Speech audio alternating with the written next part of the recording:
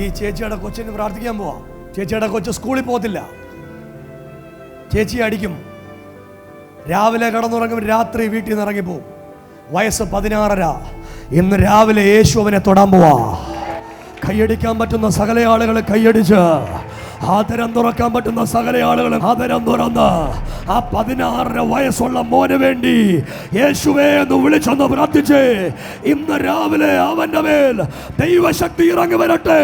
എന്നെ നോക്കി ചേച്ചി, അവൻ സുവിശേഷകനായി എലോഹിമി വരും. അവനെ യേശുവിന്റെ പൈതലാക്കി ദൈവം മാറ്റും.